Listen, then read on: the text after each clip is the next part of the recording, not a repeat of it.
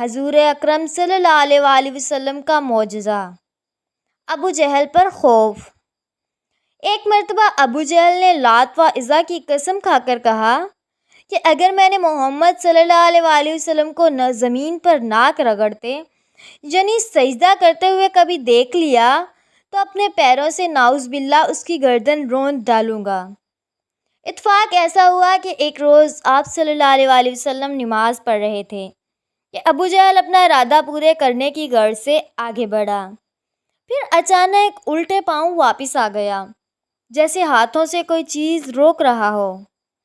لوگوں نے اس سے ماجرا پوچھا تو اس نے کہا، میں نے اپنے اور محمد صلی اللہ علیہ وآلہ وسلم کے درمیان دہکتی آگ کی خندق دیکھی اور بڑا خوفناک منظر اور دیکھے۔